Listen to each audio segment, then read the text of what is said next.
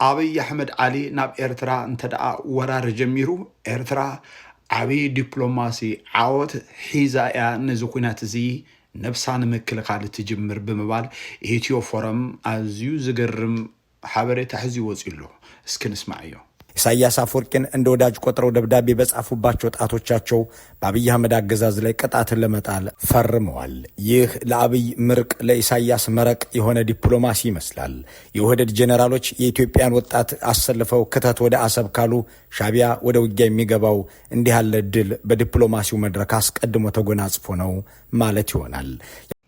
ኢትዮ ፎረም እንታይ ዝብል ዘሎ ባይደን ኣብ ልዕሊ ኢትዮጵያ አጽድቆ ዝነበረ እገዳ እንደገና ነቲ ብፖሊሲታት ባይደን ዘይሕጎስ ዘሎ ነቲ ፖሊሲታት ናይ ባይደን ብምፍራስ ኣብ ዓለም ብዙሕ ለውጢ ዝገብር ዘሎ ዶናልድ ትራምፕ ናይ ባይደን ውሳነ ክቅጽል ኣብ ልዕሊ ኢትዮጵያ ካልእ ዝተናወሐ እንደገና እገዳ ከም ዘጽደቀ ዝዛረብ ዘሎ ብፍላይ ድማ ኣብ ልዕሊ ኢትዮጵያ እዚ ነገር ዝተኸተሉ ዶናልድ ትራምፕ ኣብ ልዕሊ ኤርትራ ግን ነዚ ነገር እዚ ኣይተኸተሉን እኳ ደኣ ነቲ ናብ ኢትዮጵያ እገዳ ብዘጽደቁሉ እዳዎም እንደገና ናብ ኤርትራ ድማ በቲ ባይደን ዝተኸተሎ ዘይኮነስ በቲ ናትና ሓድሽ መርሕ ምስ ኤርትራ ርክብ ክንገብር ንደሊ ኢና ዝብል ደብዳቤ ይጽሒፉ ዘሎ አብይ አሕመድ ናይ ኦህዴድ ፖለቲከኛታት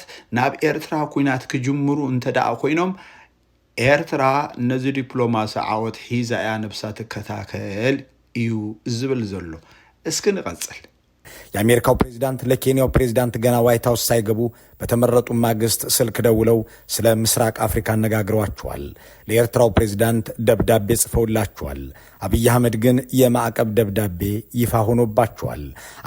ዶናልድ ትራምፕ ናብ ስልጣን ምስ መጹ ኣብ ኢስት አፍሪካ ካብ ዘለዉ ሰበስልጣናት ንመጀመርያ ግዜ ዝረኸበ ናይ ኬንያ ፕሬዝደንት ከም ዝኾነን ምስ ናይ ኬንያ ፕሬዝደንት ዝገበርዎ ናይ ቴሌፎን ዝርርብ ድማ ብዛዕባ ህልው ኩነታት ኢስት አፍሪካ ከም ዝተዛራረቡ እዩ ዝብል ዘሎ እዚ ጥራይ እውን ኣይኮነን ብዛዕባ ናብ መንግስቲ ኤርትራ ዝተሰደ ደብዳቤ ናይ ዶናልድ ትራምፕ ከም ዘሎን እቲ ደብዳቤ ድማ ብዛዕባ ባይደን ቅድሚ ሕጂ ዝኽተሎ ፖሊሲ ንዑ ከም ዝሰርዝዎን ምስ ኤርትራ በዚ ሓድሽ ፖሊሲ ብሓንሳብ ክንሰርሕ ዝብል ደብዳቤ ከም ዝተጻሕፈሎም ይዝሕብር ዘሎ ነገር ግን ብግዜ ባይደን ኣብ ልዕሊ መንግስቲ ኢትዮጵያ ፌደራል መንግስቲ ጠቅላይ ሚኒስትር አብይ አህመድ ተአጊዱ ዝነበረ እገዳ ግን ባይደንሲ ነዚ እገዳ እዚ ንክቅጽል ምእንትን እንደገና ድማ ዶናልድ ትራምፕ ነቲ እገዳ ክናዋህ ፌርማ ከም ዘፈረሙሉ ይዝዛረብ እስኪ ንቀጽል።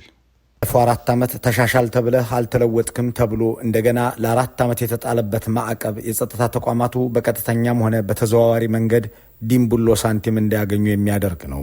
እዚህ ጋር ግን ሌላ ግራሞትን የሚያጭር ጉዳይ አለ።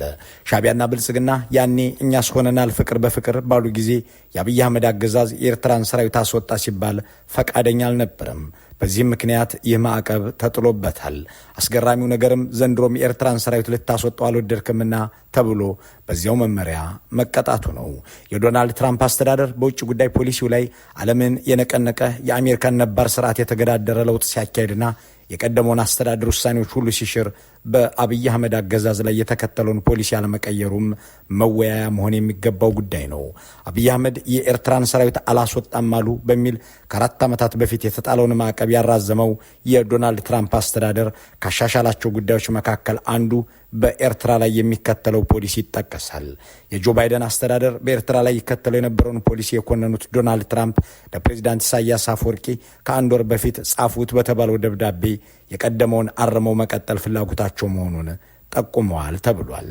ፕሬዚዳንት ሕብረት መንግስታት አሜሪካ ዶናልድ ትራምፕ ናብ ፕሬዚዳንት ኢሳያስ አፈወርቂ መልእኽቲ ሰዲደው ብዓለም ደረጃ ምምሕዳር ባይደን ንዘበላሸወ ዝምድናታት ንምዕራይ ይሰርሕ ከም ዘሎ ገሊጸው።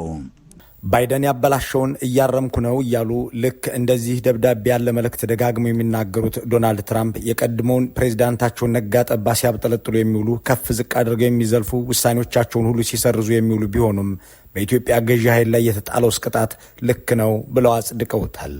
በህዝቡ ላይ የጨከኑ ሰዎችን በብሔር እንዲገደሉና እንዲደፈሩ እያዘዙ ሰብአዊ መብት እንዲገሰስ የሰው ልጅ እንዲበደል አበክረው እየሰሩ ጎረቤት ሀገራትን እየጠሩ ህዝቦትን እያስወረሩ ለአሜሪካ ሞታለሁ ለዋሽንግተን የደህንነት ተቋማት እሰልል ነበር ቢሉ ለጆሮ አይስማማም።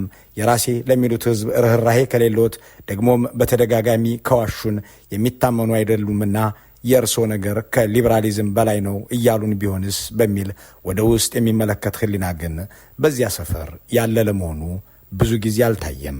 ይህ በሰው ፍጡር ላይ በሚፈጸም ጭከና የተጣለ ማዕቀብ ከዋይት ሃውስ ሲወጣ ሲሆን 42 ሀገራት ደግሞ ለተባበሩት መንግስታት በጻፉት ደብዳቤ የብልጽግና አገዛዝ አፋኝነት በዓለም ይታወቅልን ብለዋል። ይህም ከአጠቃላይ የተባበሩት መንግስታት አባላት 22 በመቶ የሚደርሱ ሀገራት የአገዛዙን በዳይነት ለዓለም እያሳወቁ ናቸው ማለት ነው። አብዛ ክንሰምዓ ዝጸናሕና ዜና ድማ ብዛዕባ ዶናልድ ትራምፕ ኣብ ኤርትራ ሕጂ ዝኽተሎ ዘሎ ፖሊሲ ከምቲ ናይ ባይደን ፖሊሲ ከም ዘይኮነ እዩ ኣስሚሩሉ። እዚ ጥራይ እውን ኣይኮነን ግን ኣብዚ እዋን እዚ መንግስቲ ኢትዮጵያ ነቲ ቅድሚ ሕጂ ምስ መንግስቲ ኤርትራ ተሻሪኹ ዝፈጸሞ ገበን ምክንያት ኣብ ልዕሊ ኢትዮጵያ እንደገና እገዳ ክቅጽል ከም ዝገበሩ እንደገና ይዛረብ ዘሎ። ነገር ግን ኣብዚ ሕጂ ሰዓት እውን እንደገና ከዓ መንግስቲ ኤርትራ ሒዝዎ ካብ ዘሎ ናይ ኢትዮጵያ ሉዓላውነት ክወፅእ ኣይገበርካን ዝብል እውን እዩ ዝእገዳ እዩ ዝብል ዘሎ። እንደገና እሱ ጥራይ እውን ኣይኮነን ባይደን ቅድሚ ሕጂ ኣብ ልዕሊ ኤርትራ ዝኽተሎ ፖሊሲ ንዕኡ ስዒሮም ብሓድሽ ፖሊሲ ምስ መንግስቲ ኤርትራ ከራኸቡ ዝፍትኑ ዘለዉ ዶናልድ ትራምፕ ንምንታይ እዩ ነቲ ባይደን ኣብ ልዕሊ ኢትዮጵያ ቅድሚ ሕጂ ብዝነበሮ ፖሊሲ ዘጽደቆ እገዳ ኣብ ልዕሊ መንግስቲ ኢትዮጵያ ፌደራል መንግስቲ አብይ አሕመድ እንደገና ክጸድቅ ወይ ከዓ ክናዋሕ ገይሮም ዘሎ። እዚ ድማ ኣብ ልዕሊ ህዝቡ ዘሪኦ ዘሎ ጭፍጫፍ ግፍዒ መከራ ስቃይ ነታ ሃገር ሓደጋ ብምዃኑ እዩ።